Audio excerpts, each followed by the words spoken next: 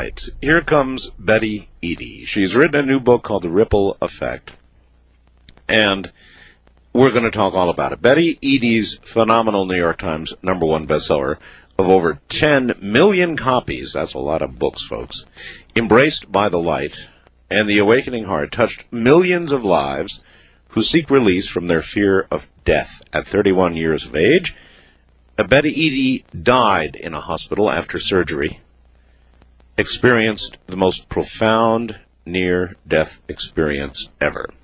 She reveals in her experiences in heaven, including meeting Jesus, the presence of angels, being reunited with departed loved ones, the power of prayer, and more.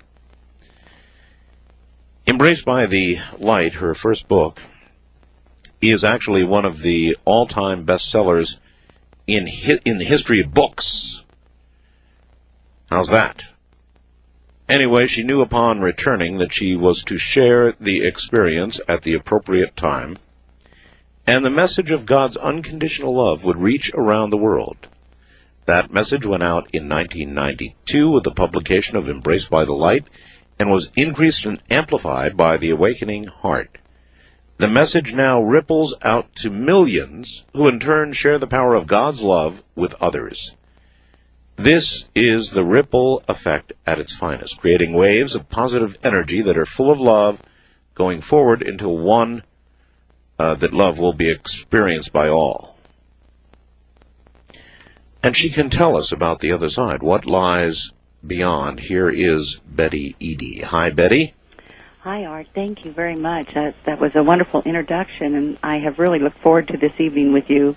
There seems to be a tremendous amount of energy in the air tonight. I don't know if you feel it, but I certainly do. Oh, yes. Okay. I do. You're going to have to yell at us a little, Betty. Okay, I will. Oh, that's good. Is that better? Yep, that's much better. All right. Yeah, there's a lot of energy building on this planet, period, right now. We're in a very strange time, and, you know, people will say, millennium madness, whatever it is, I don't know, but it is strange. I mean, there's absolutely no question about it, or we're just all being psyched somehow, you know, by the millennium. I can't figure it out, but I mean, you're right. Yes, these are different times, and there is this wonderful power that is coming. It's a change, a metamorphosis is about to take place, and the earth is preparing for the cleansing that everyone is talking about.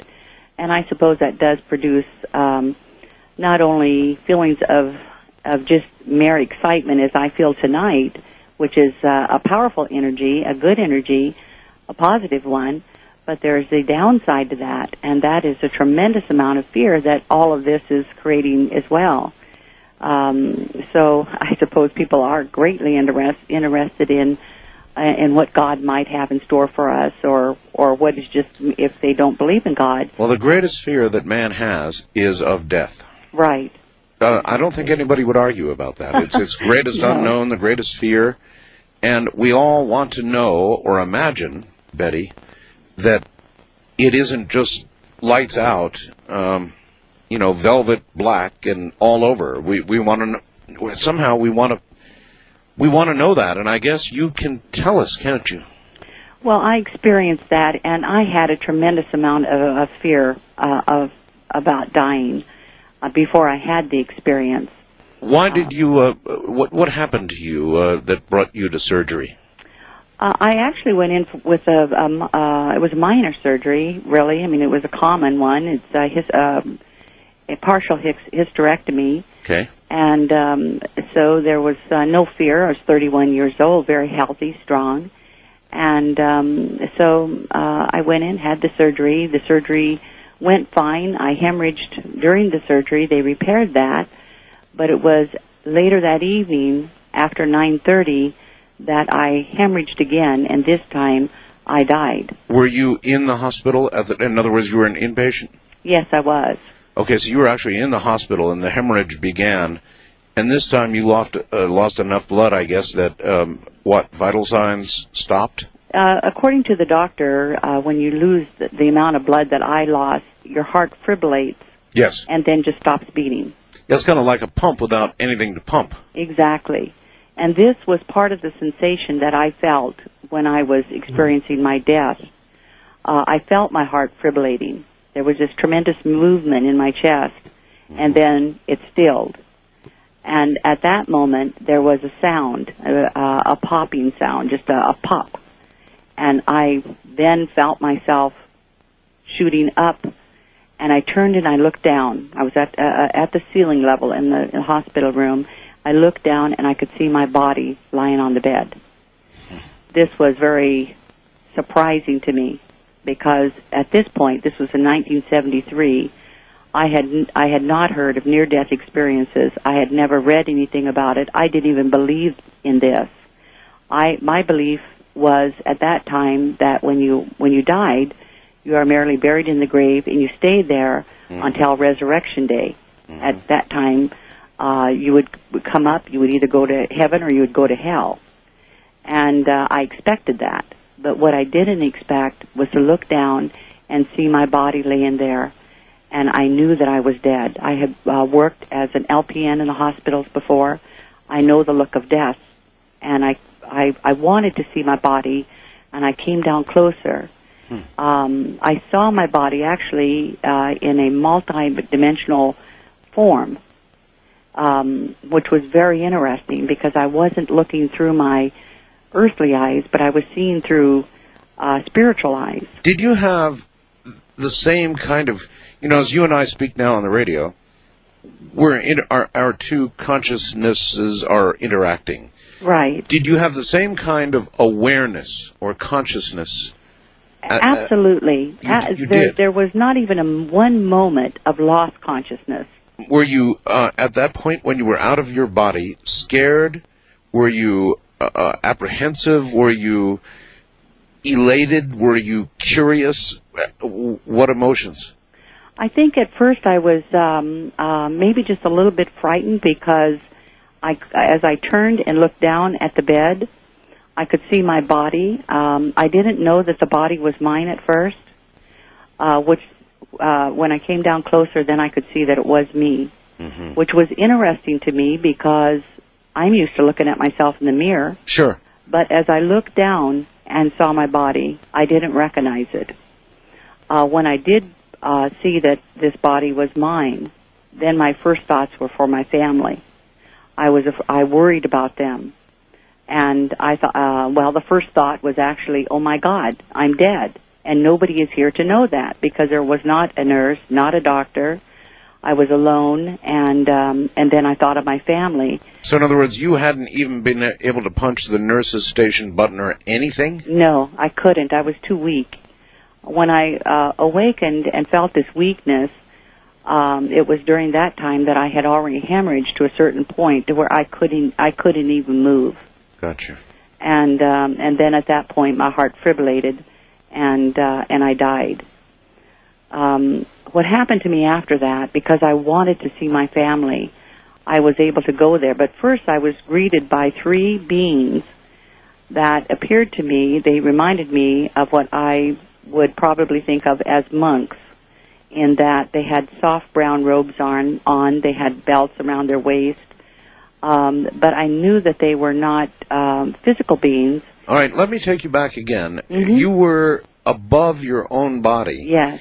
And how did the transition occur from where you were to suddenly being in this whole new place that you're now beginning to describe? Was it just sort of a fade out and fade in, or were you just suddenly somewhere else, or what? You mean coming out of my body? Well, yeah, you came out of your body, you said. I came out of my body from what I would say would be my chest. Some people describe when they've had their near-death experience coming out at their forehead or various places, but I actually felt myself coming out of my body from my chest. Okay, and you rose and you saw your own body, but yes. But then you moved to another realm. Yes. Now, how did that transition occur? At first, before I went on from that into another realm, I actually traveled through space here on Earth to my home because I wanted to visit my family. I wanted to see them one last time. So what you wanted to do is what happened? Exactly. I had this strong desire of love for them, and I wanted to be with them. And so it happened. There you were. And then I went, actually, as I thought it, I looked around the room, and I looked for a place to exit, which is another curious thought, because wouldn't you naturally exit through the door? Right. But my spirit just looked for a place to exit, and I went through the window, because the windows do not open. They're solid windows in the upper floors of a hospital. They do not open. Right. And I went through the window, and it was so natural to me. As more time elapsed, everything became more natural to me, being out of the body than actually having experienced the body. As I traveled through the over the city, I could actually see below me the trees, and I went right out into my home, right through the walls, into my living room, where I saw my husband sitting in the chair. He was reading the newspaper. My children, I looked at the clock. It was 9:45. The children were running up and down the stairs. I remember thinking that my husband had promised to put the children to bed at 8:30. And here it was, 9:45, and he wasn't paying any attention to them, and they were just having a good time on the stairs, throwing pillows at each other. And I was annoyed. I was annoyed at him. So even as I think back on it now, even as a spiritual being, I had feelings, I had emotions, I had thoughts of the things here on the earth. But as I looked at my husband, as much as I love him, as much as I love my children, I didn't want contact with them. I didn't feel that I needed it. And then as I stood there watching them, I began to know, and I'm put the know in quotes because it's more of something deep within the spirit, the soul, that I had existed on earth at a time for them that was needed, and now they no longer needed me, and it was okay for me to go on. This was something you just understood. I understood, and so I left.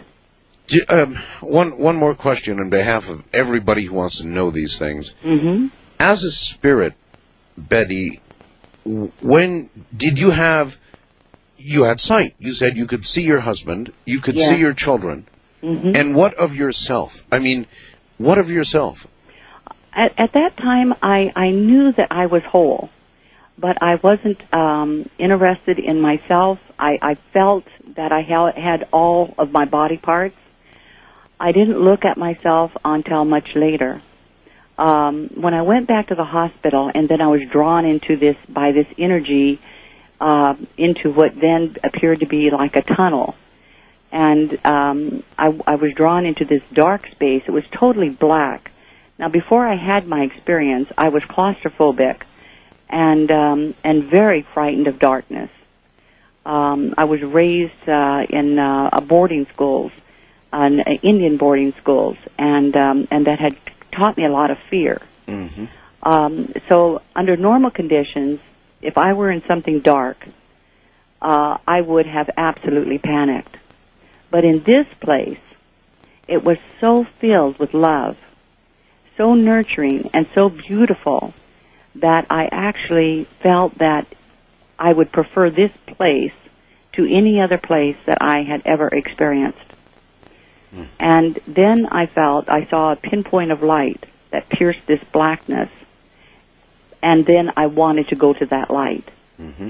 It was my heart's desire to go to the light, and at that point, I swirled and began to travel towards that light, going feet first.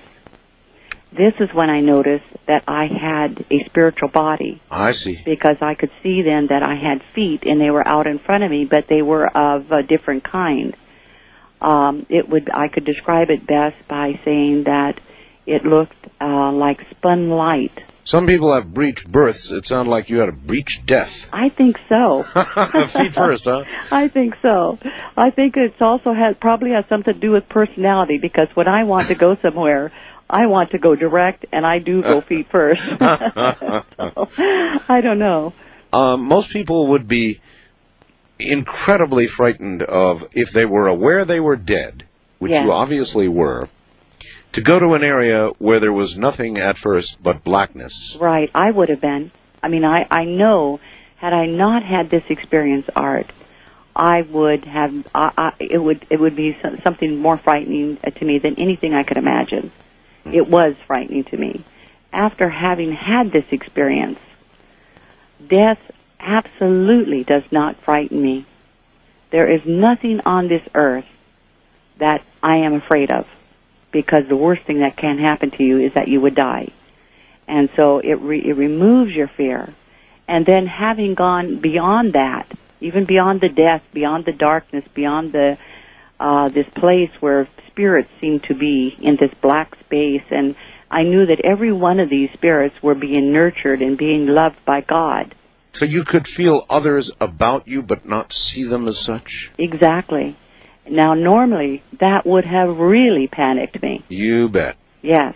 But not, I guess, if you were sort of given a feeling of complete love, why you'd be comforted by that, I suppose. Yes, so it was the love that held me there, and it was the love that comforted me, and it was the most beautiful place that I had ever been. It was the most wonderful that I had ever felt. I cannot overemphasize the beauty of that darkness. No pain, no physical sensations. Nothing. It was just beautiful. It was as though my body, my spiritual self, was going through a healing, a transformation, because everything of the earth dissolved away from me, and I was just filled with this tremendous love, like just being held. If you feel the comfort of your father's arms, or whatever was your security, if you could just imagine that is that comfort that you feel, and then just intensify that by 1,000 times. I mean, it was so beautiful. But the beauty was yet to be experienced, and that was the beauty of following the light. After that light pierced this darkness. Which began as like a pinpoint of light. A pinpoint, just a speck of light, enough to attract my attention. And I knew, Art, that anyone in this dark space with me, any one of us, if we saw that light and we so desired it, we could all turn and go towards that light. But I also knew that there would be spiritual beings who would not be prepared to go there. They would not release what they had here in this comfort and in this beauty, that they would not follow that light. But I wanted to. I too experienced a life review. It was sometime later in my experience, but I had to experience and see for myself and feel for myself all of the pain that I had created while I was here on Earth. It was not a very happy experience for me, but I was also allowed to experience all of the good that I had produced, that I had created. And although there was very little of that. Well, I was going to ask, was it like a short subject, the good part, and a long feature film, the bad part? Well, for me, that's exactly what it was, because I had during my early life, developed quite an attitude, and the attitude was negative. And I was just basically giving out to the world what I had been taught, and it wasn't good. I had to experience that and see that I had indeed hurt people and that I needed to change my life. But I also witnessed some of the good things that I had done, and I was amazed to find that most of the good was actually very simple things that I did without thinking. Sometimes we go out and we do good deeds because we feel that, we have to, like maybe given to a charity because, our foundation or organization has to, or those are not considered great acts of kindness. What was considered great acts of kindness on my part was actually just very simple little smiles, pleasant thoughts that I had about other people, things that I would never have considered as a great deed here on Earth, but just simply something that I felt for someone else, a love. And when I experienced that, then I knew that it wasn't in me to be the loving person that I could have been. I also noticed when we were talking earlier about my spiritual body, and I noticed how dim my body was, the light from my body, that just the simple glow from that. Often when I'm out on speaking engagements, I tell people trying to describe this that it would be compared to the greater light. It was like 7 watts of light compared to thousands and thousands of watts, if you can imagine it. I can. Yeah, and the light is the love. And this is what distinguishes the great ones on the other side in heaven. I'm calling it heaven not because that name was given me, but because we think of heaven as being a beautiful place, and so most people can connect with that thought. So in heaven, these glorious beings of tremendous light are that way because of the love that is within them. And this is what God is. God is love. And so that love flowed from them. It is who they are. And my little 7 watts of light was so humiliating, and I was very embarrassed. I was a very judgmental person, and I was shown that life here on earth, this earth, is not as we think it to be. That, in fact, the heavens scrolled back, is the best way I can describe it, and they said, "Betty, look down, we want to show you something." And they showed me a man, a drunken bum, I call him, that was laying on the street. And they said, "What do you see?" And I said, in that judgmental attitude or tone, "Why, just a drunken old bum." And they said, we want to show you what this man looks like in spirit. And so they took this man's spirit and they stood it before me, and I was so embarrassed. I will never forget that humiliation. And they said, this man, because it glowed with this tremendous light, they said he gave his entire life on earth to one other soul. He is going to lay on that street until this man passes him, and when their eyes connect, that spiritual passage, that love is going to be felt, and that love is going to change the entire world of this other man. Actually, they told me he was an attorney. And because that man changed... Oh, really? Yes. I didn't think that many of them made it. Well, they showed me one. Sorry, I couldn't resist. This attorney, because he would make this spiritual connection with this drunken man, and they were soul friends before this earth. And because of that connection, this attorney was going to do some tremendous work on the earth. And after that exchange was made, then that drunken bum could come home. Oh, boy, I'll tell you. It's a big one. If that is what it's all about. Yes. If it's about love and the amount of love. That's all it is. Well, there's a lot of people out there in trouble. And, yes. Of course, I guess somehow the comforting part might be that we don't all have to be perfect. None of us are, no. In order to make it. But you got to kind of wonder where you are in the scale of things.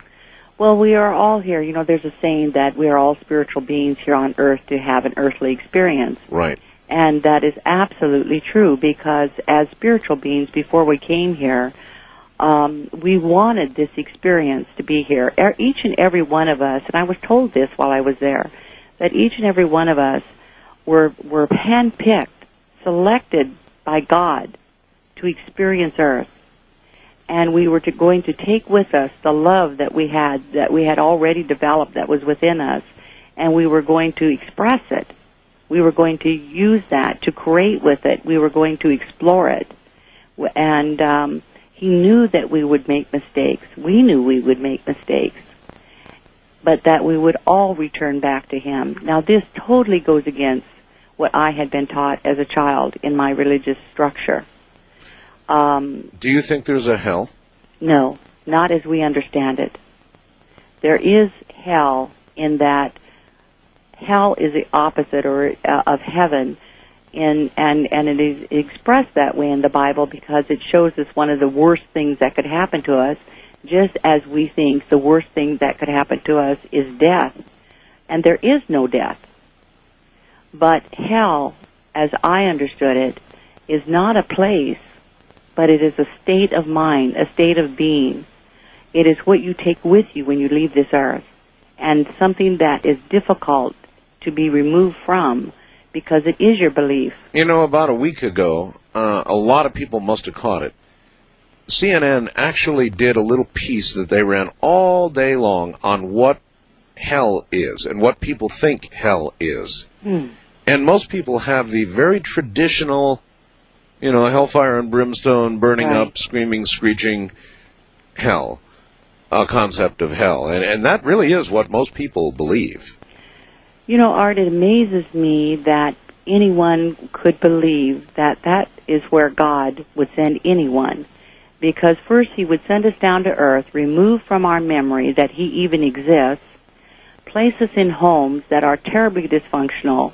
We have to go through life, through all of this corruption that is out there, and then go to hell because we didn't understand or know of him? I know, but then there are some worse than others, and there are some bad people, Betty, in this world. Now, it may not be, I don't think God sends anybody to hell, but maybe in the end they send themselves.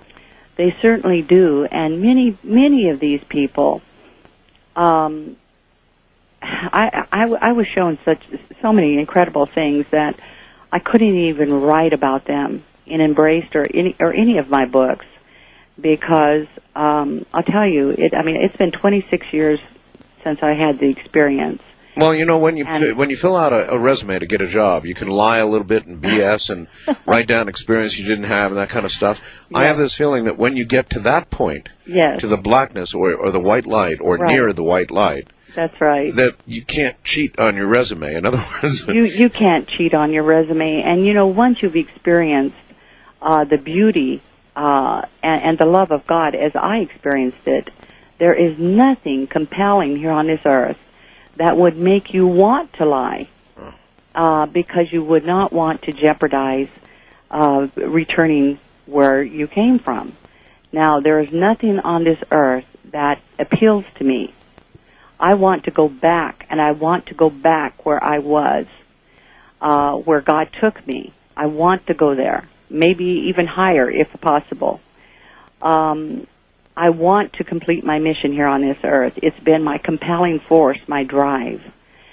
One of the reasons I am here is because he wants his spiritual children to understand his true nature and not to fear him. I was shown all the devastation, the possibilities of the earth and its change and all of its corruption and how we become corrupted. I was shown all of that. But I was told that the most important thing is to not to fear that, because there is no death, and that, yes, you can prepare to live longer on this earth. You know, there's much to do about getting your preparations for all your water and your food, and all of this should be done. But there's a step that's even greater than that, and that is preparing your spirit to meet God. And when you don't have fear of death, nothing is going to harm you, because there is no such thing as death. And this is why he sent me back. I have to tell people about this.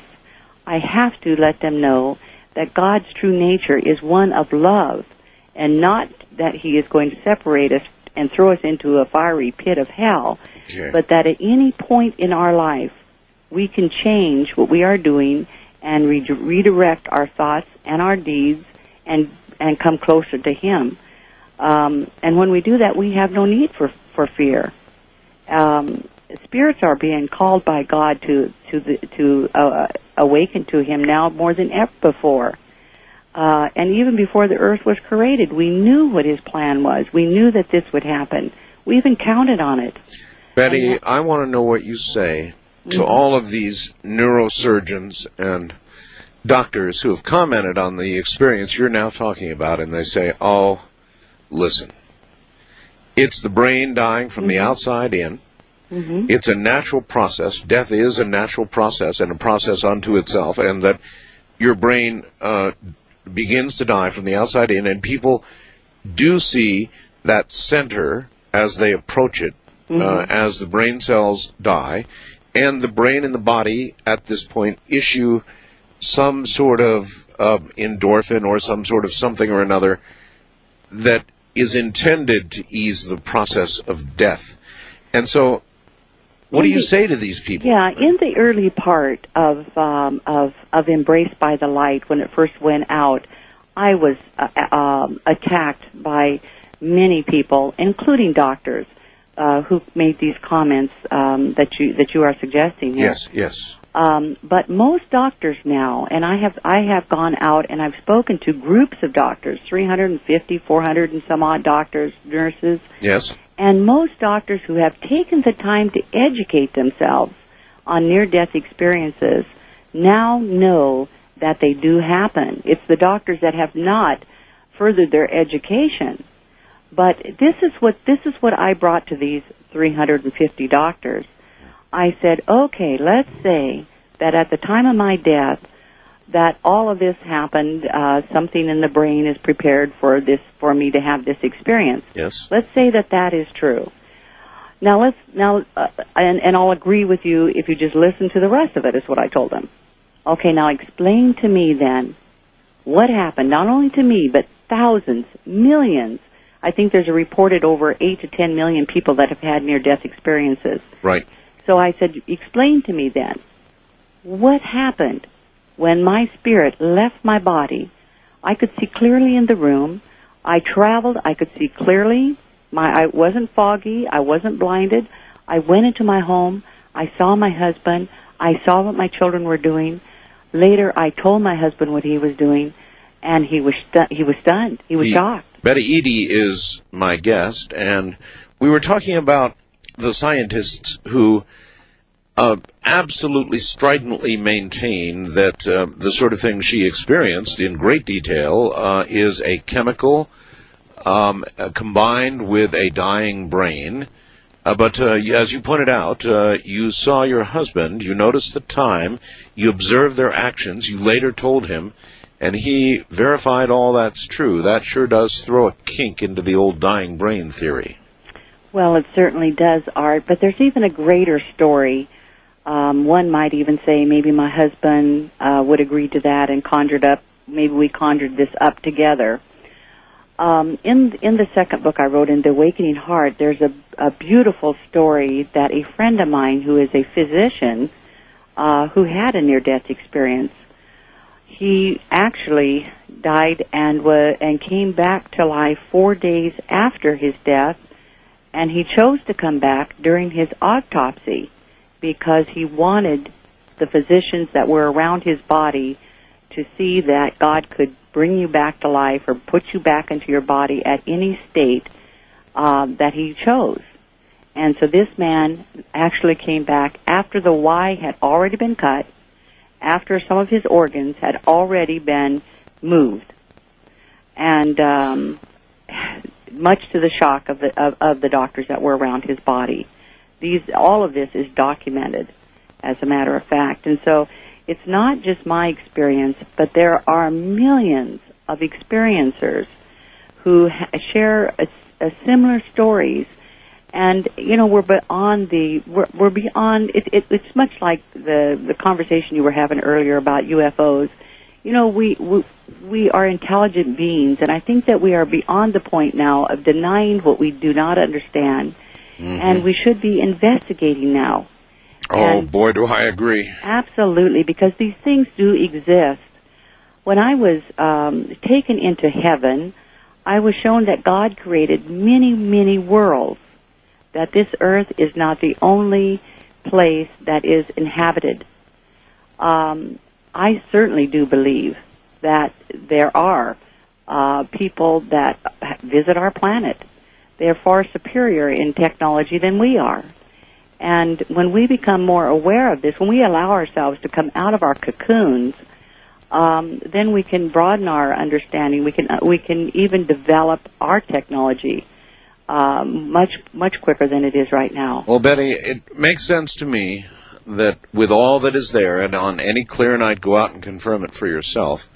You know, Jodie Foster said, if they're not out there, what a waste of space it would be. I mean, we're just a teeny speck of nothing compared to the rest of what is out there that we're already aware of, and there may be more. So, yeah, sure, there's life out there. If there isn't, it just doesn't make sense. And then if there is life, that it could be advanced and visiting us is reasonable to assume. That is so true. And for those that believe in God, in the higher power, why would they want to limit him?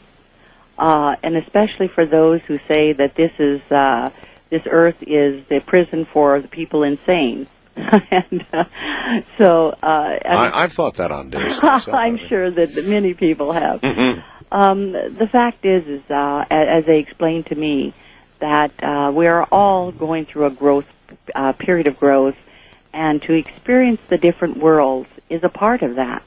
And so, yes, is there reincarnation? Yes, but not in the sense that we think it to be, but rather that we experience our life here on this earth, and there are other worlds that we will experience hereafter.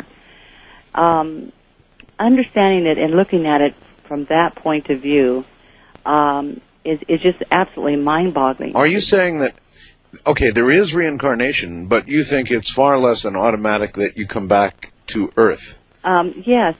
Actually, they explained it to me that reincarnation is not as we think it to be, that many people claim that they are, say Cleopatra, and I know years back I had a psychic who told me that I was Mary, Queen of Scots. I believed that. I believed it with all my heart because I wanted to believe that I had existed before, and not only that, but there was a part of me that actually experienced the smells of being inside of a castle, and the loneliness, and I could feel this woman about me. When I had my experience, and I actually inquired about a reincarnation, and I was told that cells have memories. Every cell on the human body has memories of everything that has ever existed. And so it would be easy for my cells to recall and experience someone like Mary, Queen of Scots. And, just a couple of years back, I remember the First Lady, Clinton's wife. I can't remember her name. Hillary. Hillary. The future senator in New York. Yes, and she was sitting and having these imaginary visits or something with Eleanor Roosevelt. Right. And I understood the process that she was using. And actually, you might say she was sitting down and having a conversation with her own cellular memory, because all of our cells have memories of everything. They just recall. And so where people recall memories of pre-life as this person or that person or the other, it is not that they lived that life. They are just tapping in to what has already existed, even if it is another person's life. Our cell memories are passed down genetically. Well, the evidence for that would be borne out, and I know you know about the lady who had the heart and lungs transplanted onto her from, I believe, an 18-year-old boy or a youngster, and she woke up with cravings for, I think it was beer and pizza, I don't know what it was, what an 18-year-old would want, and then later and this is what really blew me away, Betty, she dreamed the donor's name. Oh, wow. That's beautiful. Now, really that's cellular memory. That has to be cellular memory. It is cellular memory. But what does that say, though, about what our composite is? In other words, most scientists would think that our consciousness, everything we are, is in our brains. Well, we are electrical beings. We are made up of light energy, and we are electrical. Just as you and I are speaking right now, and over the airwaves comes our voice. Yes. Our voices. Yes. This is all electronically produced. It is all sent out there magically. And so is our body. And so, you see, we are more in tune than we think we are. Well, you know, all of that is true, but for the person with the radio out there, once you and I have said what we have said, it rushes past them, they hear it, but they don't encounter it again, unless we replay it. But I mean, under normal circumstances, it may continue on into space forever, as radio signals are said to do. And they do. But they don't encounter it again, though. They lose their power, their energy, and it weakens. Yes. And so this is why it goes through. But actually, one of the things, again, that I was taught while I was there, and that is that these electrical waves, our voices, yours and mine right now, travel not only to radio, but it actually, the vibrations of our tones that we produce literally enter in to every person on this earth. A collective. Yes. And it is through these tones that they caution me that understanding the tones is very important, because we can raise or lower the vibrations of an individual by the tones in our voice. What is the present state of the collective, Betty? Right now, the reason why this earth is going through the tremendous change that it is obviously heading towards is a true indicator of where we are collectively. We are in a very low, very negative vibration.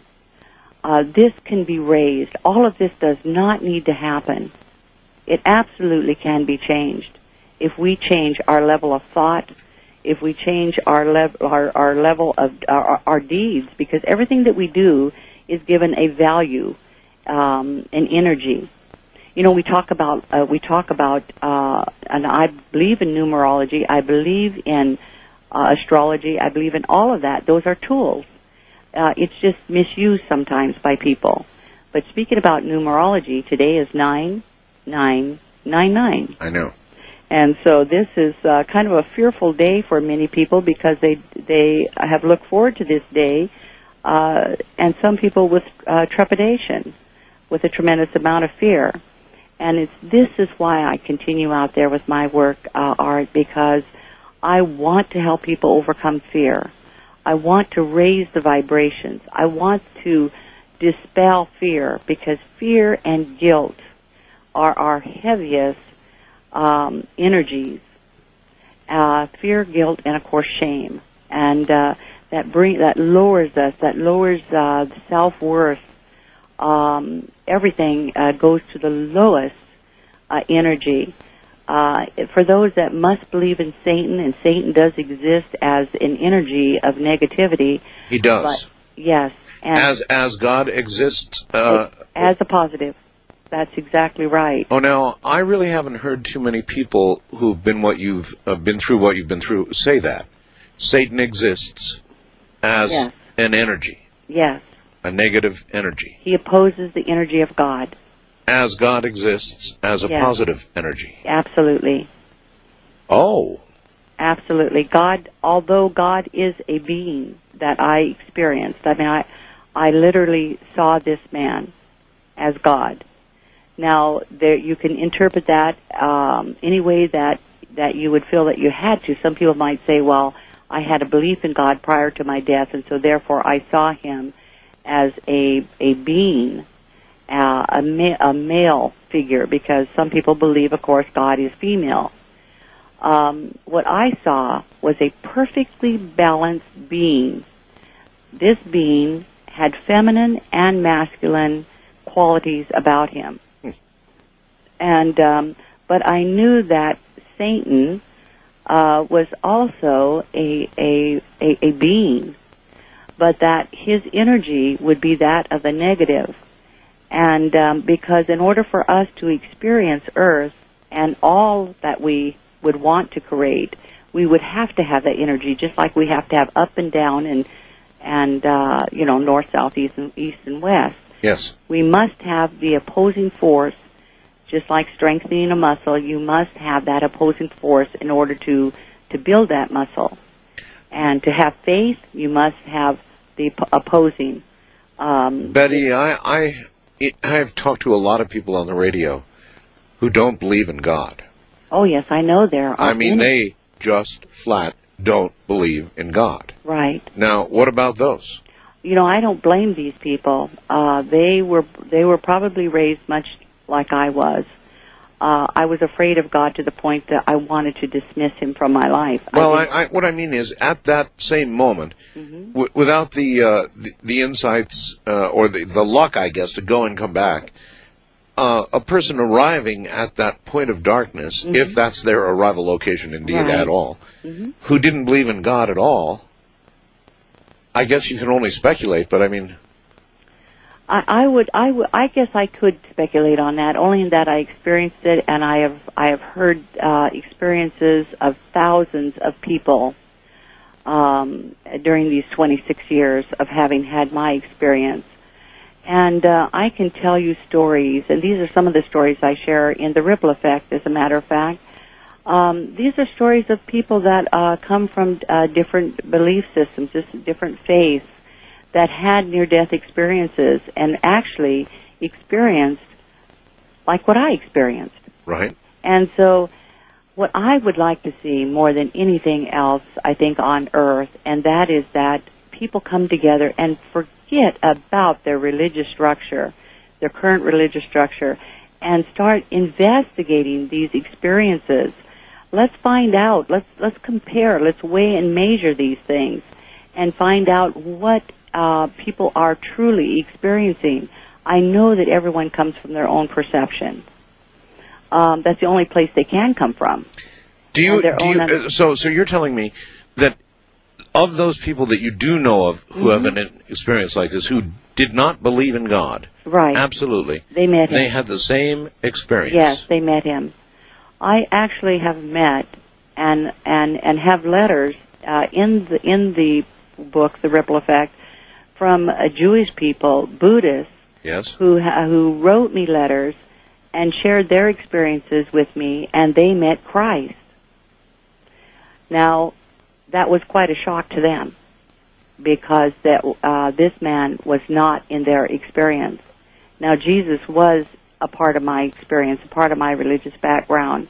It would be natural for me to say, call this being Jesus. Got you. Of course that would be natural, but of the Buddhists,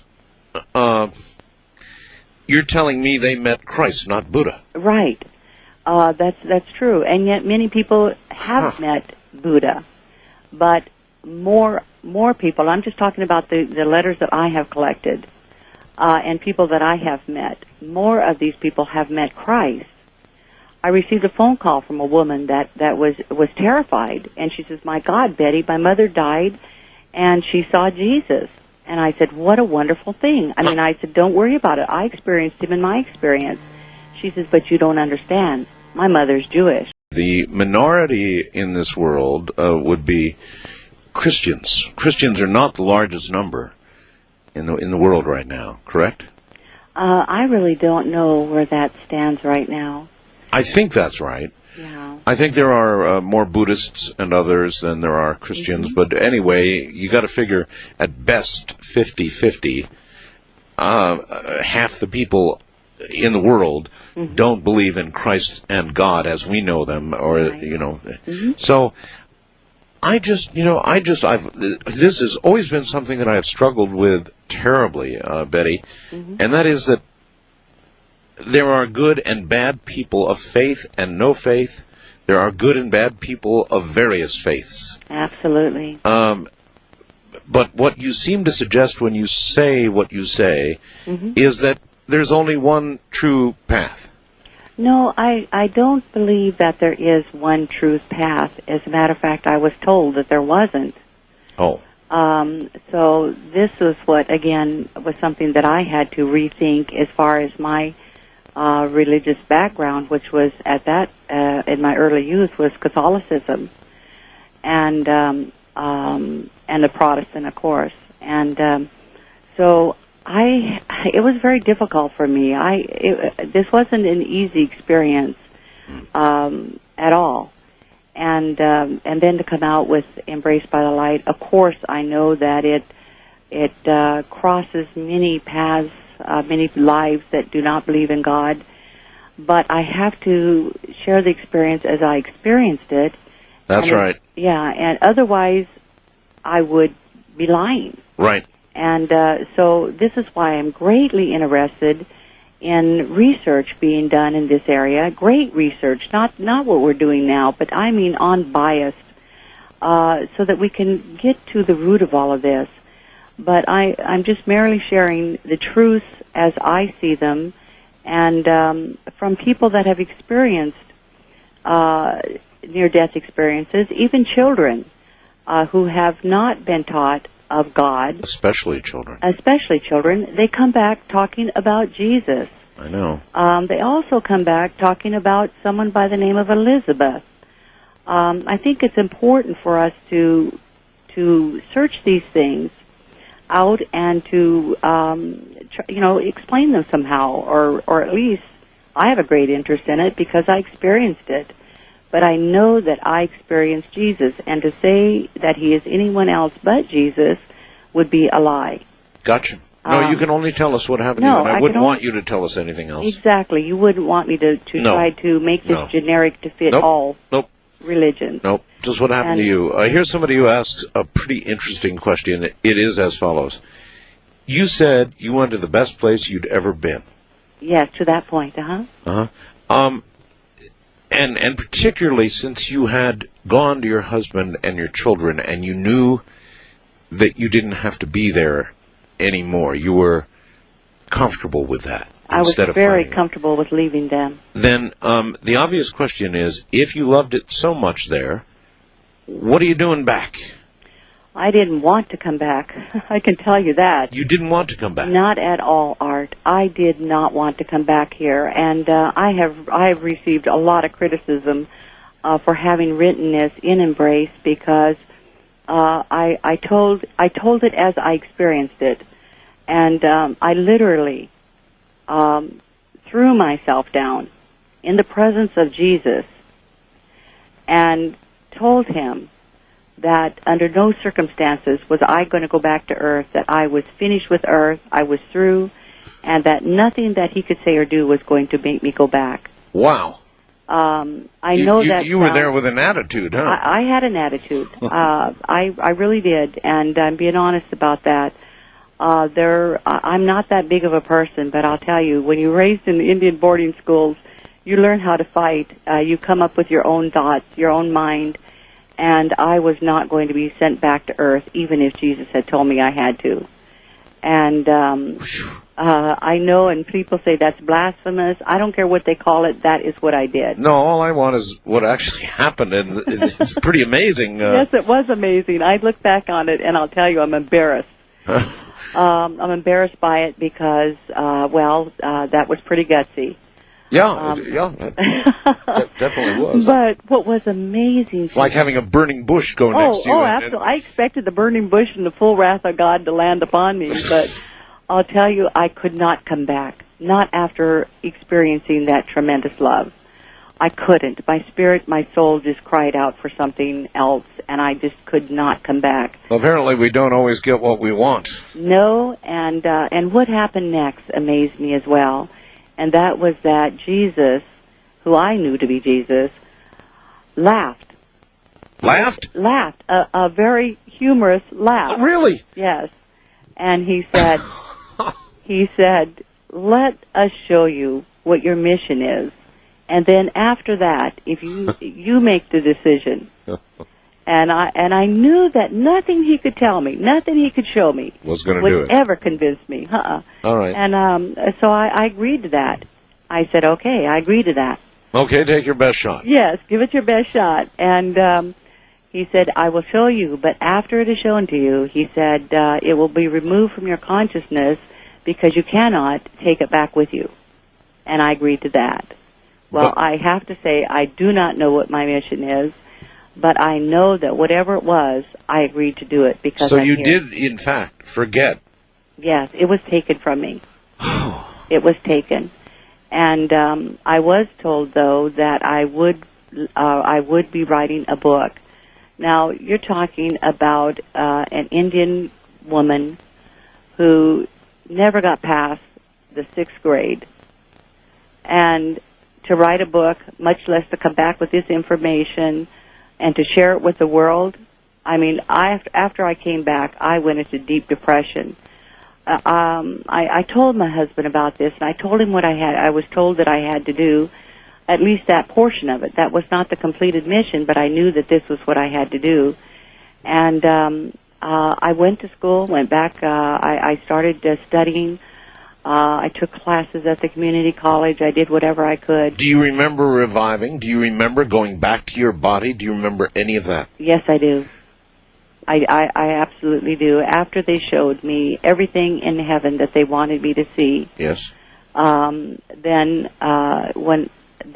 I was told that I needed to return, and I came back, and I remember entering my body, which was the most horrible thing that ever happened to me. It was my body was stiff. It was cold. It was clay-like. It was thick. In Embraced by the Light, I said it was like crawling into some dirty coveralls, muddy, dirty coveralls. My spirit was absolutely repelled by the body. I felt free before, as a spirit I was free. I felt loved. I felt joy. I felt everything that was wonderful. And then to come back into this body was horrid. Well, then here's a good straight-on question for you. When I heard you when you began the interview, I had the sense that you almost wish you could die. I have really resisted that thought because I know that it goes against God's will. But I'm asking you to be bluntly honest, and that's what I heard in your voice. Okay, you want me to be bluntly honest with you, Art? That's right. I am not afraid of anything, and the reason I do not fear death is because it would be joyous to me should that happen. I have been reluctant to talk about that too much because my family does not like to hear it. Well, that was going to, of course, be my next question. Your family would be very concerned, I would think, if you expressed that view to them. Well, they're not just to them. They asked me not to say it when I'm on tour because they said there are freaks out there. Yeah, there are. And someone might say, Betty, you want to go back to heaven? All right, I'll send you there. Yeah, there's always that, I suppose. Yes, but I mean, there really is that urge, huh? There's not an urge to take my life. No. Because to me, that's throwing God's gift back in His face. That's something we should probably talk about separately. But I mean, assuming that God said, would you want to come home right now? I would say yes, because I made them promise. I made Jesus promise that the moment my mission is complete, that I would come back home to Him. And He promised me. Now, I believe in God because I saw Him. And I know that God would never lie. There's nothing but truth in Him. And so the minute my mission is complete, or the minute that any one of our missions are complete, because each one of us, when we were in heaven, or back home, I like to refer to it as, when we were back home with Him, we came here because He chose us to, and because we agreed to, we wanted to, and we each came with a purpose in mind. So, for example, an infant's mission, yes, who was thrown into a Dipsy dumpster and found dead inside a trash can. Right. That infant's mission could be that. Exactly. And I know that goes against any normal thought that we could possibly or would possibly have. But you see, every action, every deed, everything that is permitted and allowed by God is for our growth. Whether it is individual growth or collectively as a society. When we see this horror happening, then it is up to each one of us to make a change. And this is why we vote for the right people. This is why we set standards. We are all responsible for every corruptible thing here on this earth. Well, Betty, that bears a little conversation. If you look around us now, our social behavior, our wars, our killing, by the way, usually in the name of God or some God. Yes. Our environmental degradation, what we're doing to the planet, and the course we're on right now. While I understand that it's a good thing to preach love, because I, too, believe that's what it's all about. I really do. It is. A pragmatic assessment of our present circumstances would not lead me to believe that good things lie directly ahead. Right. You're absolutely right on. That's how it is. And but I'll tell you, I was shown something else, Art, that encourages me. And that is that at this moment of time, right now, we are in this stage of awakening. God has already called many people to come forward in this crusade, if you will. As though these people are warring angels upon this earth. Mm-hmm. Many of these people that are warring angels are not men, but they are women. And he told me that these women are women of wisdom. They're not coming forward in a movement of women as has been done in the past. But these are women that are going to step forward and say, no more. This will not happen to my children anymore. I want the laws to be changed. I don't know how involved you are with what's going on with the young people these days, but I have grandchildren and children who are afraid to correct, much less punish them for their deeds. These are kids that are becoming very undisciplined. Oh, yes. And not only in their thought, but in their behavior. It's very embarrassing to be out and to see people with their children misbehaving, and those children or parents begin to panic because the law can literally take their children away from them and punish them, throw them in jail if they even correct that child with a SWAT. Mm-hmm. This is how we have torn apart our families have become torn apart. Well, that's what I meant by our social behavior. Yes. It has declined. There is this chance, because I was shown it.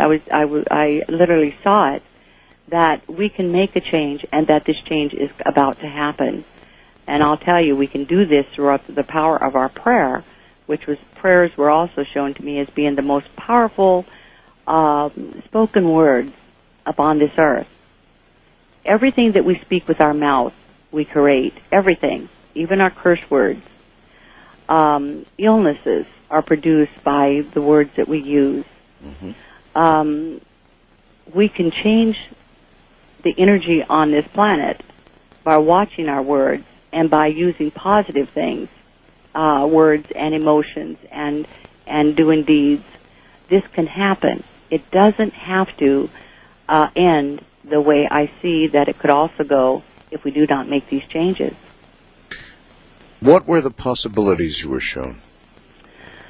Well, of course, you're not going to hear too much new from me. I think just about everyone speaks of this, and that is the tremendous weather changes.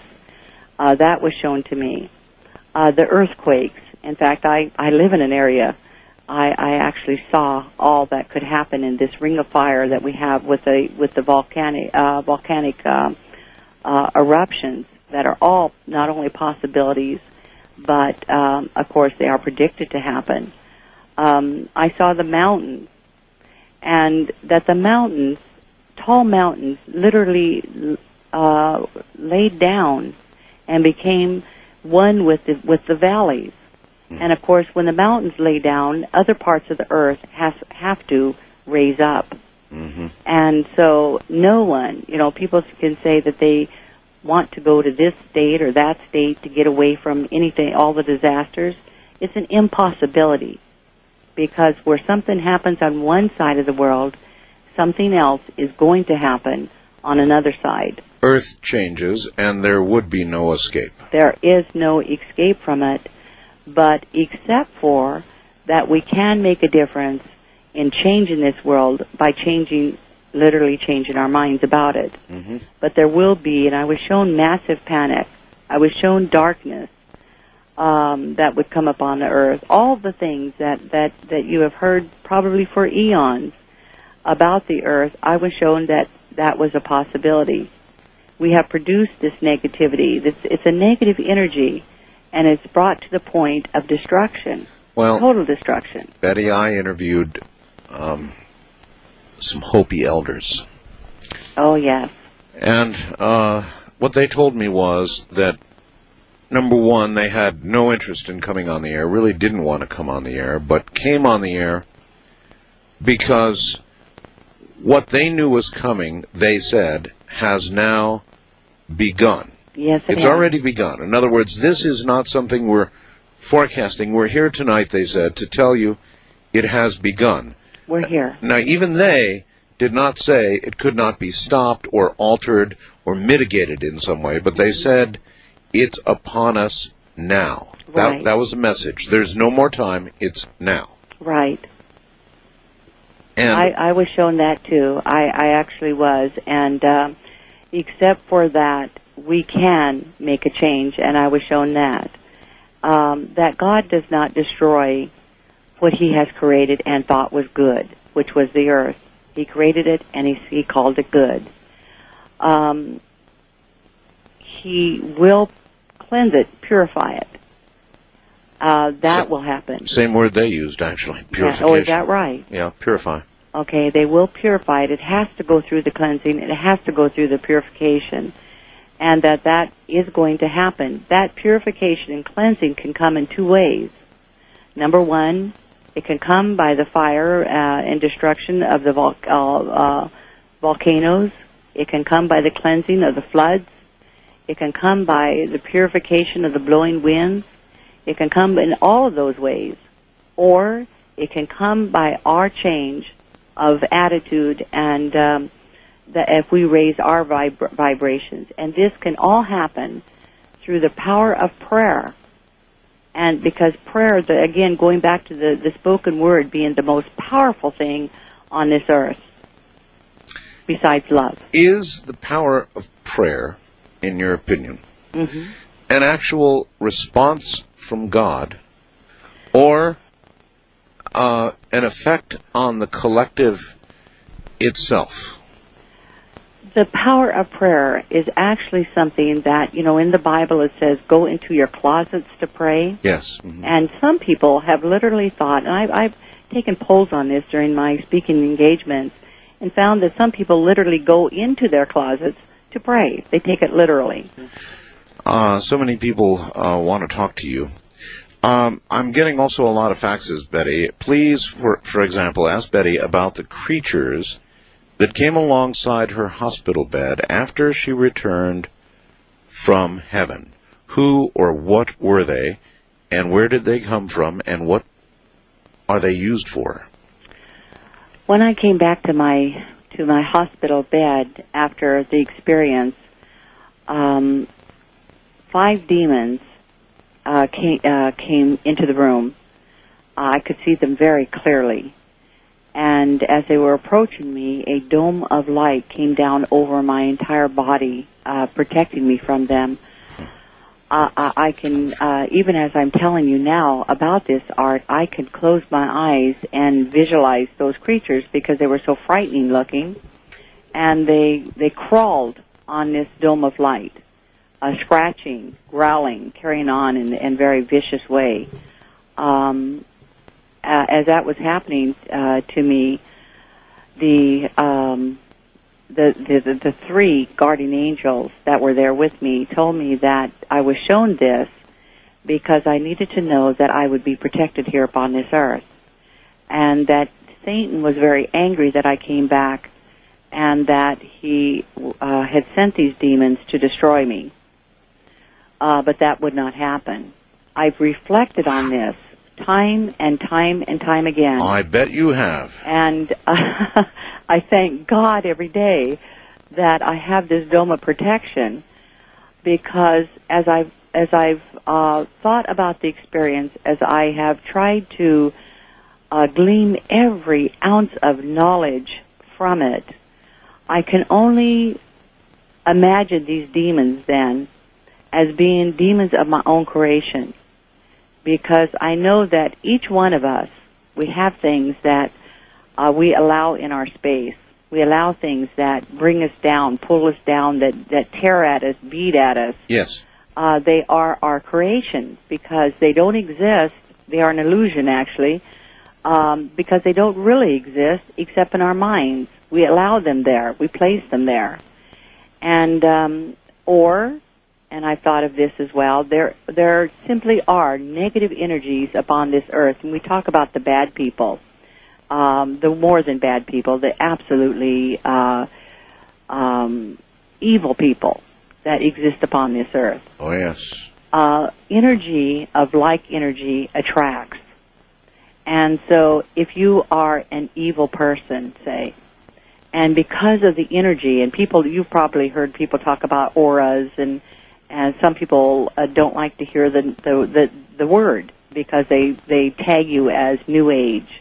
And so that shuts all the doors of their expanded knowledge. And so I prefer to call it energy field, or you can simply call it, if you don't even like that, call it presence. It doesn't matter. It exists. That energy field around each one of us attracts like energy. And so if you are a loving person, you attract love. If you are a hateful person, you actually attract that energy to you. Evil people attract evil things to them. Mm-hmm. Anything that is done upon this earth that is of an evil nature leaves an energy. This is how we get haunted houses. This is why there are chills that run up and down people's spine when they go by someplace that someone was killed horrendously. That energy is still left there. It is there. It's like a blueprint.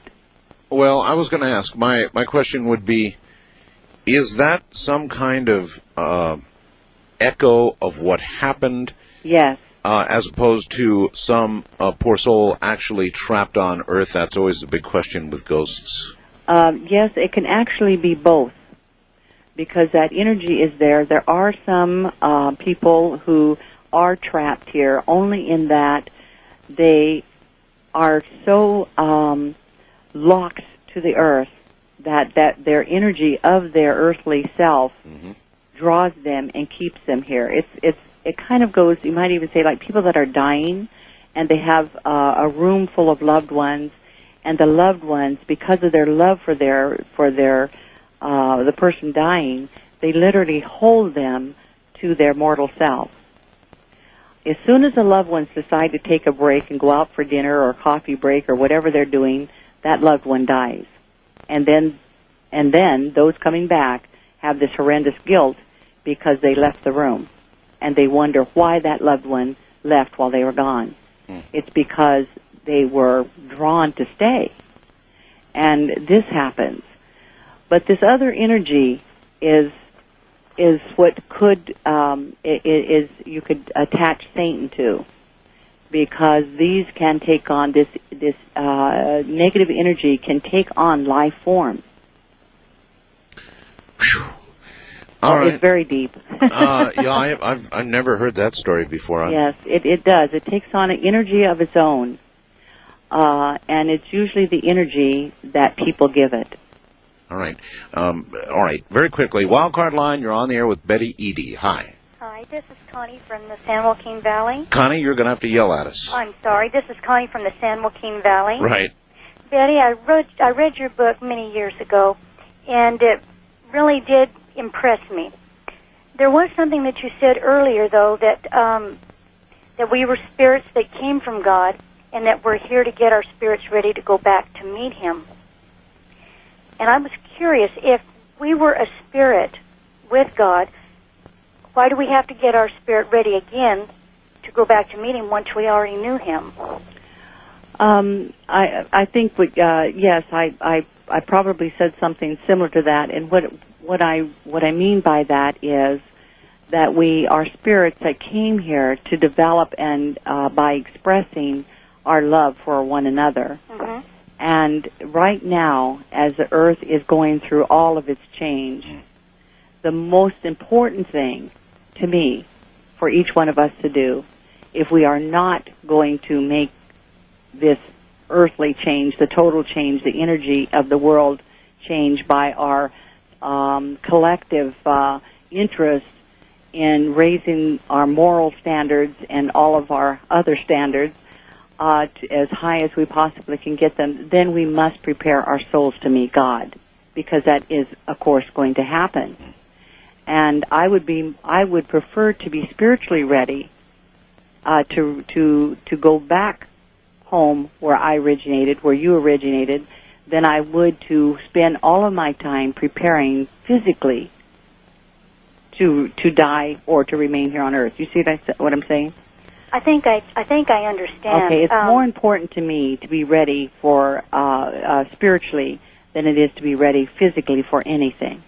You know, Betty, there's a scripture in the Bible that's, and I believe it was Jesus himself that said it, that all spirit goes back to the Father who gave it. Yes, a lot of people don't realize that are Christians, but that has always been a scripture that really has made me stop and question a lot of things. That's right. Especially about salvation. That's right. That's given in another place, incidentally, and that is that the Good Shepherd would leave the 99 sheep and go for the one lost sheep.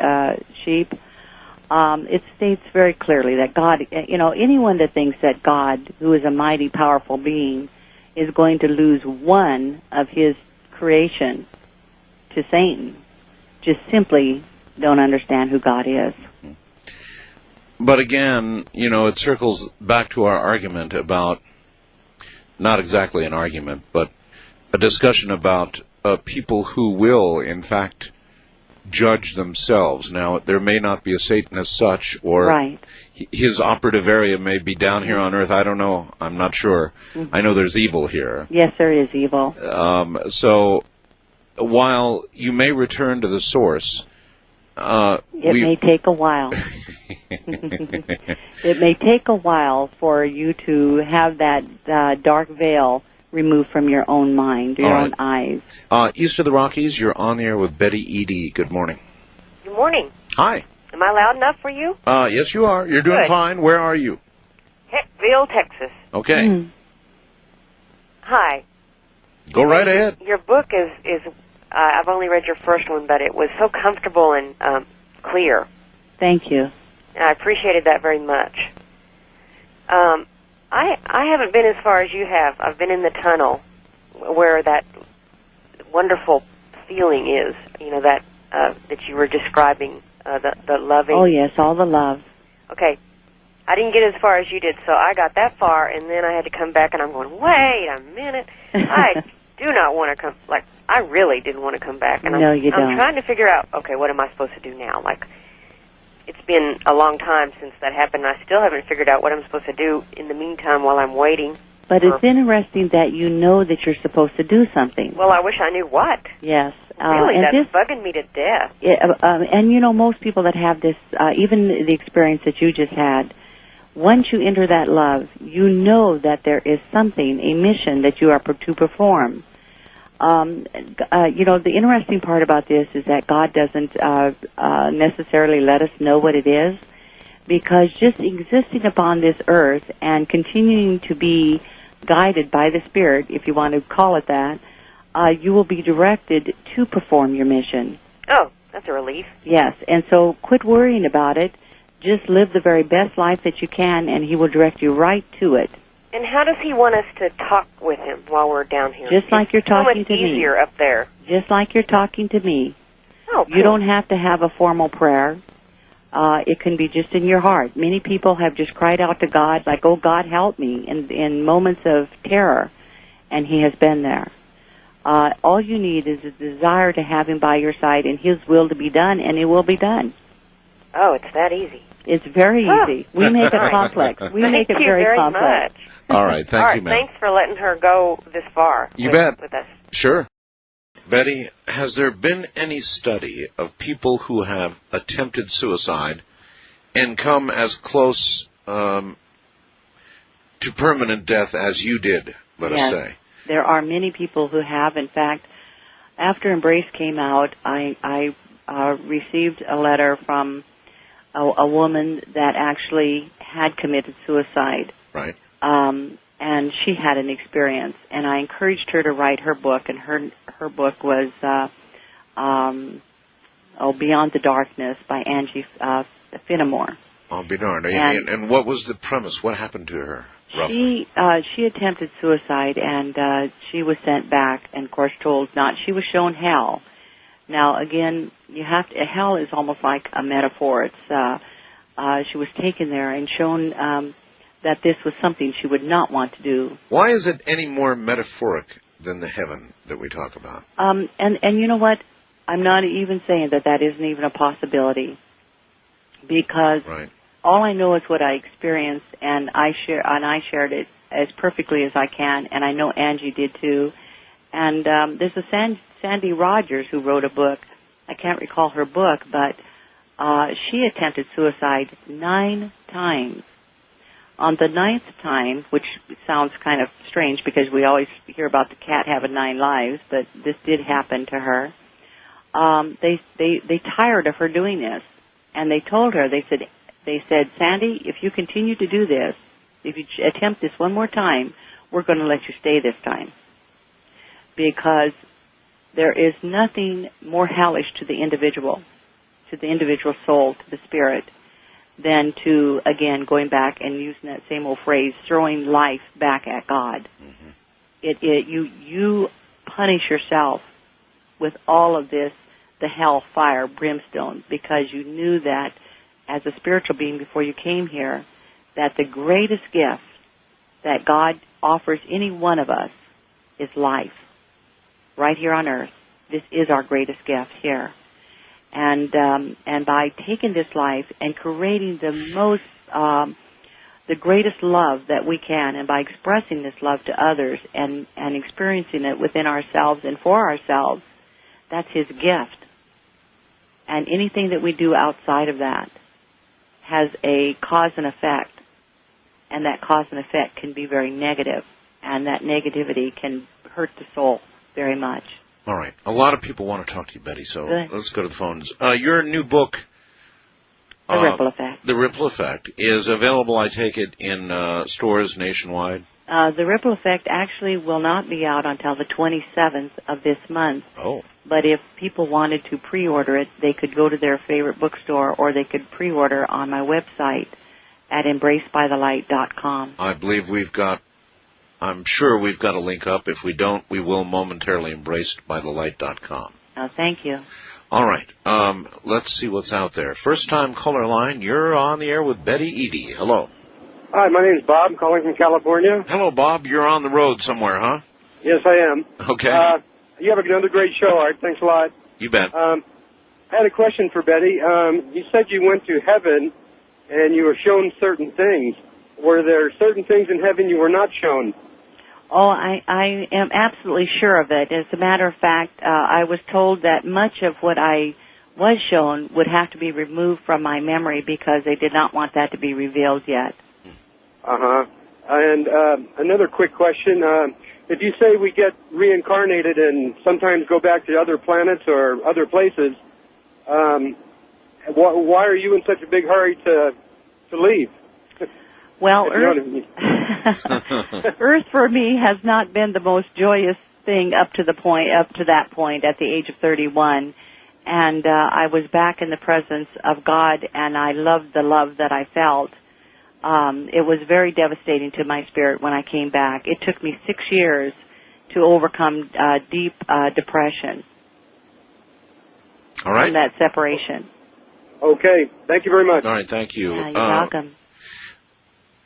Betty, well, the last time you were on, had I talked to you about a young lady named Sarah? I don't think so. Okay. I did a really compelling interview with a young lady named Sarah. Sarah had an NDE. Actually, Sarah, get this, Betty, was a church volunteer. She was on her way home from church, riding a bicycle. and she was hit by a car and thrown 60 feet into the air, and just about ruptured every organ and bone in her body. She's still, as a matter of fact, recovering now. It's years later. And she had a complete cessation of all vital signs for quite a period of time, an amazing period of time. And she went on to tell this incredible story about going to a place with many sights to see. Among them was hell. She saw hell in what she described as a room.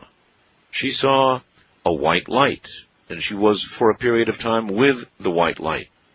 But this young lady saw hell. She was specifically and first shown hell.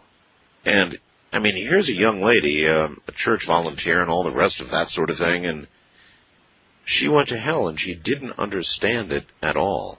Mm-hmm. And many people have experienced hell. They describe it in vivid detail. Yes, she did.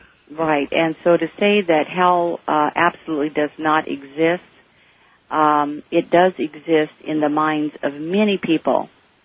I can only, again, go by my experience, and hell to me would be the absence of God. Anything short of that is hell. Anything short of God is hell, once you are there with Him. When I asked him about this, what he said to me was, this was just before I returned back to Earth, the most important thing to do on Earth is to love. And go back and love. Teach love. Because above all else, you are to love one another. And if you do that, everything else is going to be fine. And that was his answer to me about hell. Why do you think people like yourself are given an opportunity that the rest of us may not get, or most of us will not get? In other words, we don't clinically die. We don't begin the process of death and going wherever it is one goes, as you have described. The majority of us live our life, have a stroke or a heart attack or whatever awaits, and we just die once, and that's it, and we're gone, and we don't come back to tell stories or anything else. It took me many years with asking myself that same question, why me? I didn't know for sure if it was a punishment or if it was a blessing, because often I feel cursed by having had the experience because it changed my entire life. It almost ruined my marriage. There are many things about this experience that a person just simply cannot understand how. I really meant to ask you about that. Yes, your marriage, your husband. Oh yes, I was not the same woman that came back, and this was very difficult in my life, and it still is in many aspects, because I'm driven with this knowledge. I'm driven to teach it, and this is what I live. I get up and I live, breathe, and eat this. People that have this experience feel the same as I do. And I understood later that actually this is something, I would like to say we were chosen, we are special, but I actually learned that it has nothing to do with being chosen. We volunteered for this. All right, Wildcard Line, you're on the air with Betty Eadie. Hello. Hello? Yes, ma'am. Hi. Where are you? I'm Jessica from La Crosse, Wisconsin. Okay, Jessica, you're going to have to yell at us a little bit. You're not too loud. How's this? That's much better. I can get loud. Good. And you are not old, my dear. I'm 52 and I'm trailing right behind you. It's all a state of mind. But anyway, nice to meet you, Miss Eadie. 2 questions, and Art, please don't click me off because my Beijing should arrive tomorrow. All right. Okay. First question is, I know in my soul that I believe in God, but I get so angry that actually I'm agnostic at this point. I do believe in reincarnation, or I think I do. However, it says in the Bible, you said you went to heaven or whatever place. It says in the Bible, the dead know nothing of the living. Like a lot of psychics say, oh, your grandfather's standing behind your mother. and the dead know nothing of the living. The second thing is, if this is so, that we go to another realm and reincarnate and come back, why is it that Jesus said when he returns to planet Earth for after Armageddon for the 1,000 years of peace, there will be the first, second resurrections of the dead? I really have to say I don't understand a lot of that. I mean, I was raised in Catholic boarding schools and Protestant boarding schools, and Right. and the Bible absolutely was something that I woke up to in the morning to and went to bed with. All right, I'll tell you what. Let's tackle her first question, all right? Okay. And that is that the dead know nothing of the living. And that is very interesting. In Yes, other it words, is. once you have passed all the barriers, Mm-hmm. I think that, my first thought on that is the dead know nothing of the living. There's another scripture that said, let the dead bury the dead. I think that what that is referring to is there are some people that just simply live life. They go out and they know how to live this life in its abundance and joyously. There are others that live upon this earth and they are dead in spirit. And I think that this is what this is referring to because of the other scripture that says, let the dead bury the dead. Now, how can that be possible that a dead person can bury Right. another dead one? right? So, and then Only, I guess, by doing it spiritually. right. I think this is what that's referring to, and that is the spiritual dead, and there are many of those up on this earth. And then to the next question, which. And I hope I haven't gotten too far off. Art, you might want to guide me back to that. I wasn't sure that you said you didn't fully understand the second question. I didn't really either. And that's why I came back to the first one. Okay. Of the dead knowing nothing of the living. Right. I wanted to circle back for a second to prayer. Mm-hmm. We were talking about that, and I think we ran into the hour or something. But I have been trying to discern desperately in my own mind, Betty, whether prayer, and I've seen it work. Boy, have I seen it work, Betty. You have no idea. Whether it is an effect on the collective itself and a power unto itself, or whether prayer is actually heard and acted upon by our Creator, by God. I really don't know the answer to that one. I know it works. I don't know why. I was shown prayer, which was so powerful that I will never lose that image in my mind, ever. It is actually both of what you just said. It is collective, the power from within, because we all have God within us, and it is God Himself. And when we desire something from the depths of our heart, through love, within the power of love, we have this energy that is just unstoppable. It is so powerful, so strong, that it immediately begins to create the desired effect. And so using this power, and God showed me that the greatest power of prayer comes from, because He wanted me to understand the power of prayer, that the greatest power of power or prayer comes actually from a mother, because the mother's love for the child is so unconditional, so powerful, and so full of strength that her prayers are almost immediately answered. And I've got to stop you and tell you something. This is maybe way off track, or maybe it's not. This is really something, Betty. You're not going to be familiar with what I'm saying, I'm sure, but I had a remote viewer on my show named Ed Dames, and Ed made a comment about what will initiate contact between man and the others, whoever they are. right. And you know what he said? He said, a mother and a child. He said, that's going to be the key, a mother and a child. And I am familiar with and friends with a man named Bob Bigelow, who's a gazillionaire in Las Vegas, who funds a lot of research, and they've got a ranch that they purchased in a certain place. And they purchased it, this seems off topic, but it'll come together. They bought this ranch because of the anomalous things that were occurring on it. Absolutely incredible, Betty. Cattle mutilations, things that were completely inexplicable that they caught on videotape. It was a scientific inquiry. It's still today going on, so we don't say where the ranch is.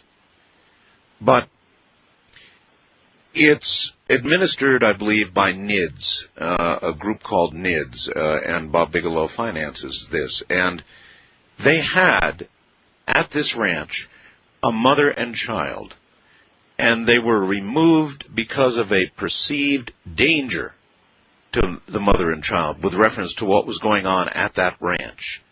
But then Ed Dames came and said the only contact we're ever going to get, in other words, you could on that ranch, you could take a mother and an infant and put them out in a tent in the middle of that ranch, something you could never legally get away with for the danger, and that would do it. That would bring on contact, that there is no greater love in the world than a mother and a child. That's right. That's exactly what they showed me when I was in heaven. Wow. That there is no greater love. And that the power of that love, in that love, is absolutely, they actually showed me a mother praying for a child. And that they showed the energy coming from that mother. And it was like a huge beacon of light compared to the little specks of light that were coming up around it. And those specks of light were prayers being said. Some of the prayers hardly came up at all. And they explained to me that there was no power in that prayer. In other words, they were probably prayers of selfishness. The prayers were still being heard. They were still being sent because there was some energy in it. But it's the energy of the mother's prayer that is the greatest energy because of the unconditional love. Now, this doesn't eliminate the fathers, because sometimes the father is the nurturer and is the closest to that child. Oh, I understand. And so the power of that father's prayer. And this would not be different, but there is no greater bond. No greater bond. None. And this is why, going back to abortion, a mother would not want to do this. But we all are in ignorance of most of this, the power, the universal knowledge. We're in ignorance, and God knows this. And this is why He forgives us even before we commit the sin or break the law, however you want to look at it. We're forgiven because we're stupid, we're ignorant. But from that mistake, from that era, then we should have some growth. And it's the growth that we have to cling to and not the mistake, because a mistake will just pull us back down into it. All right, I better get you back to the lines here. Powerful. First time caller line, you're on the air with Betty, Eadie, and Art Bell. Good morning. This is one, I'm still holding the line for you. Well, you're on the air, ma'am. Okay, I was going to say, before I left home to go play, my mom told me to come back before the sun went down. This would have been a few years ago, I guess, huh? It sure was, because I'm 81 now. Okay. Yeah. And so I went out there and met this little girl, and we went to playing hide and go seek. And we played a long time. And I told her, I says, I'm supposed to go home before the sun goes down. And we both stopped and we looked up into the sky. And when we looked up there to see about the sun, there was the Lord with a lamb in His arms and sheep in front of Him and sheep behind Him. There were more behind Him. And He had a long white gown on down to His feet. And we watched Him till He went out of sight. And when He went out of sight, I looked at her and she looked at me, and she took off for the right and I took for the left, going home. And I went home and told my mother. She was sitting in a rocking chair, and she just turned white. And there wasn't nothing said about it no more from then on. And I never did tell nobody, but I didn't tell nobody except my mother until after I'd got married, and I told my sister-in-law. And then when I went to church and got saved, I told everybody. And I went to every church I could think of and went and told them. And I'm glad that I got into Hugh, because I think everybody in this world needs to know this, because this was in one of the Gospels. All right, ma'am.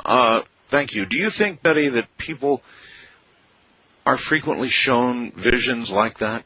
Oh, absolutely. And these visions are going to be, well, you might say that the heavens are going to open in these days, particularly now, and things are going to be revealed that have never been revealed before. This is to encourage people in their faith. And, you know, we spoke earlier about the different faiths, and I was told that it really doesn't matter what faith we come in. You know, we basically are a product of our environment, and we come from different religious beliefs. And, of course, when you're in that, that's the faith that you draw all of your strength from. And so I was told that we simply are not to criticize each other's belief, that to take away even a small portion of their faith is to do damage to them and is not showing love. And so this is why the gentleman asked earlier about why don't I use the Bible. I don't like to use the Bible because to me it's a holy book to many people, and people would be offended if I tried to use the Bible to back any of my experience. Although after having had my experience, I went directly to the Bible because my own belief system, and I had to find what I experienced there, and I did. But it's like looking at a road map. If you're unfamiliar with the road map, you can't find your street. But if you're familiar with that city, you can go and say, oh, this is this street, there is that, and this is what I did with the Bible. I went there and I saw things so much clearer than I had before, and I'm very much familiar with the Bible. So I don't know where I'm going with that. That's all right. I don't want to start sounding like a preacher here on yours. No, that's all right. You sound any way you want. It's really interesting. I mean, I've interviewed some pretty interesting people. The late Father Malachi Martin was a frequent interviewee on my program, and he was a remarkable man. And we talked of messages given to youngsters like Medjugorje. Others that have been, children are frequently picked, it seems, to receive messages for the rest of the world. And it seems like that's what you were selected to do, that is to bring a message back. Yes, it opened us a door to individual near-death experiences. Certainly was not the first book written about this subject, but it was one that captured the hearts of millions of people. And I think that it brought about a certain awareness, at least from the thousands and thousands of letters that I receive. I know that it has brought people that never believed in God to believe in Him, or at least to believe in themselves and to live life better, because they know that their actions do create, and they want to create good things and do actions of kindness. Love is the most important thing that we can ever experience on earth. Indeed. And we have love so twisted. I know. It just amazes me. If I could, and I think anyone that has had an experience like mine, you would want to wave a magic wand and create this love that you have experienced and create it right here on earth so everyone can feel this. It's an impossibility, but to bring people to love, which God is created of, He is love, and to bring people to that it's why I'm living today. I think that if I stopped doing this work, I know my soul would die, because that's all I live for. And you said how has this changed my life, my marriage? It's changed me incredibly so. It has affected my family, my husband, my children. it continues to affect them, because this is all I live for, and that is to continue to take out to the world. And the only real message that I bring to the world anyway is that God is a God of love, and that if you never believe in God, believe in love, and that is going to bring you to God. And the one man said the only pathway to get to God is through Jesus Christ. You have to understand what Jesus Christ is. Jesus Christ actually, through his example as a teacher here on this earth, he opened the door, the gateway to love. He brought back to this earth, you're going to return to the Father, you're going to do that through love, through me. Well, you know, a lot of people listening to this think, oh, man, Mush City. I know how they think of it. Oh, yeah. But I've heard it from too many people in the circumstance I described to you a little while ago, and in so many others that I not only do not disregard it, but I agree with it. All right, well, it's getting late. First-time caller line, you're on the air with Betty Eadie. Good morning. Morning, this is Ben in El Paso. El Paso, Texas. Yes, sir. Right, interesting show. Miss Eadie, this is a question, I don't know how to phrase it. I've been thinking about it all night, trying to get in. Mm-hmm. I feel the same way you do as far as spirituality. Do you think that there are people here that have not experienced near-death experiences who are still capable to be in touch with a Supreme Being? Oh, absolutely. You don't have to have a near-death experience to experience God. I mean, you can simply have a spiritual experience, or I don't know how many people know this, but at nighttime when we sleep, this is when our spirit is in contact with God. And during the night hours, when we have dreams, and it's always good to keep a dream book because our connections are there, and often we are shown things, given premonitions. Sometimes we are just shown things symbolically so that we can get in touch with what's happening to our life. You don't have to study this in order to progress in life, though, because your subconscious mind holds this, and it also, your spirit using that redirects your path. Definitely. Well, thank you very much. You're welcome. Thank you very much. You know, these things are very important, and when I talk about preparing the spirit, I certainly would emphasize also that we do need to prepare for these times. Yes, we do. And this food that you're talking about, I actually know that it is very good. So do I. Oh, yes, absolutely. And believe me, I do have my supply. That's good, and that's interesting to hear from somebody who emphasizes spiritual aspects so much, which I know you do. Mm-hmm. You don't ignore the other. Well, I look at it this way, Art, prepare to live and prepare to die. Because if you live on this earth, you may have to aid other people. Not all people are going to have their food. I cannot imagine living in my neighborhood and knowing that my neighbors are not prepared and not have enough for them too. And so I always store extra, just in case. That my house has to be a place of refuge. An interesting question for you, Betty, and you need not answer this, but I've asked it of people like Gary North and others. And it is, you have saved some extra food for others, which is fine, but at some point, were that to be gone, and the others kept coming, and it came down to the supplies for your family or the people who were knocking on the door, what would you do? And you know what? I try not to go to this conversation because I was actually shown a couple of different ways that this could go. One way is horror, and the other way is the way that I hope that this goes. What I was shown, I actually saw large white trucks that were coming to homes and picking up the food and taking them to places like schools and churches, and they were keeping the food there for people in that neighborhood.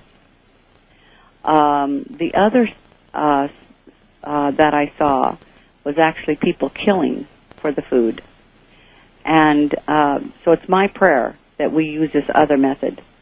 I guess each one of our homes have to store and stock water and food because we don't know what streets are going to be totally destroyed. That's right.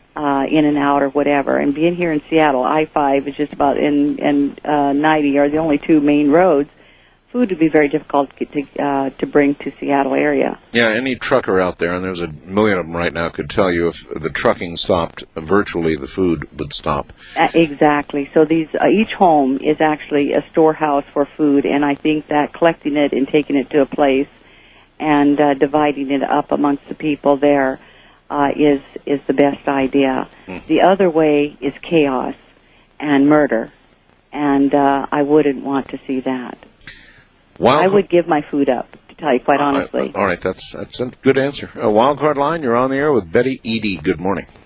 Good morning, Art. I've got a couple of things. I wrote you an email just a minute ago. I was like, well, I'd like him to read it, but he'll probably never see it. So I was really surprised. I will see it. I will see it, sir. But I think this is something that you that I should bring up because go ahead. It's an interesting point, and I do have two other quick questions after that. All right. This is what I wrote. I'm calling from Atlanta. Yes, sir. I said, hey, Art, I think that I have the answer or the solution to change the world. It's only the choice of everyone. This is only one way that the world as a whole, they can change. It has to be everyone's choice. Everyone has to encounter an event that will take effect the way that we feel about each other as a whole. And this event can be something which will scare the world. And Y2K could be a very good example. But there are different ways that this can happen. One is if a force or something that is out of this world were to encounter us nationwide, and you know where I'm going with this. Let's say if we were invaded by something or someone else, this would put a major impact on the world where we would have to come together and forget like everything about our problems, our differences, because we would be confused. I know. We'd just be transferring, though, our aggression from against each other to a common defense to kill till the little green guys coming in. Well, I'm not saying Ronald Reagan made some very interesting comments about that. Yeah, well, how it would be unifying. Why, if they came down, it would be unifying. We'd have to have a common defense. I think that's true. But I'm not sure that's the kind of spiritual growth Betty's talking about. Right. Well, I'm not necessarily saying. I'm just using this as an example. I'm not necessarily saying that we would have to fight against something. I mean, it wouldn't have to be destruction. It just would be something that have to be something we couldn't explain that would make everybody be curious. I understand. And then forget everything else. Right. But I had a story I wanted to tell Betty real quick. And I believe everything. I've been listening tonight, and I believe everything she's been saying. I've never had one of these near-death experiences. But I've always believed very similar things that she's been talking about, and I don't know why. It's just a natural thing for me. But my mom had cancer. She got cancer back in November of last year, and it was really hard for me to take because I live away from my family. I moved away. I live at least 600 or so miles away, and I was very close to my mom, but she told me that she totally knew she could get through it, and she had faith. And she just told me that if you have a positive outlook on things, and if you believe that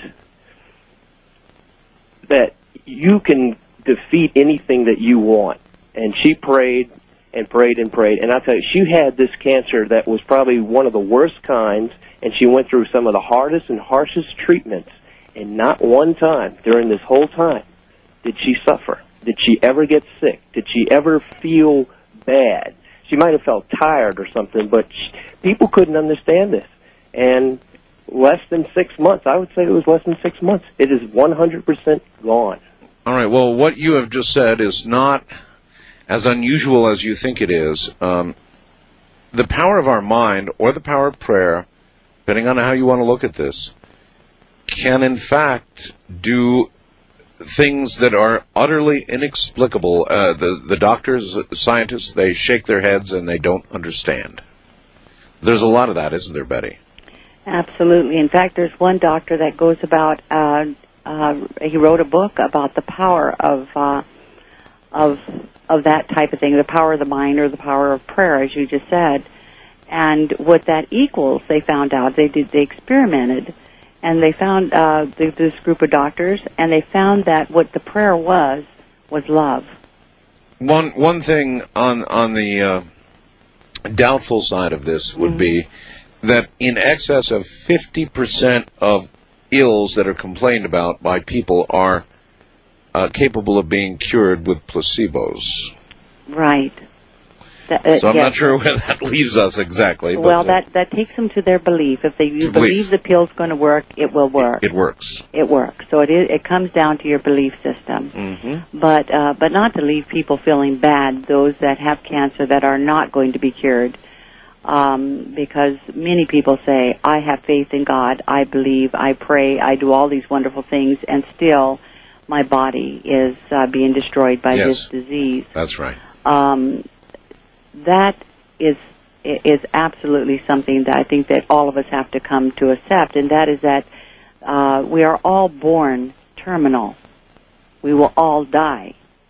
I had a woman call me and say she had 6 months to live because the doctors had diagnosed her with cancer, and they said 6 months. Right. And I said, well, I don't know that I have that long. I could walk out into the That's street. always my answer, too. Right. People, in a way, are blessed with that time, That's right. as opposed to those of us who walk in front of Mack trucks, and that's it, right? You bet. And so you have to go back to just live now. I mean, this is all we really have is right now. And before we came here to this earth anyway, we chose the time that we would be here. We knew that we would be here for a certain length of time. And we also, and I know this is going to sound absolutely astounding, but we also chose the way that we would leave, or our possible way of leaving. And often these ways of leaving is through illness. And that illness can be a tremendous blessing or a lesson to those that we are leaving, and even through the very last moments. And this is why I do not believe in Javorkian's method of exiting people, because that is almost like suicide. It's taking your life before its natural time. And so we endure to the end. Yes, my wife has preached to me endlessly about this. I used to have the view that if I were in the end stages of a fatal disease that was racking me with pain, that I could take my life. I could understand the rationale of that. Right. Why live out these last days, weeks, months, whatever it's going to be, of intense, horrible, twitching pain? And my wife has always said, oh, no.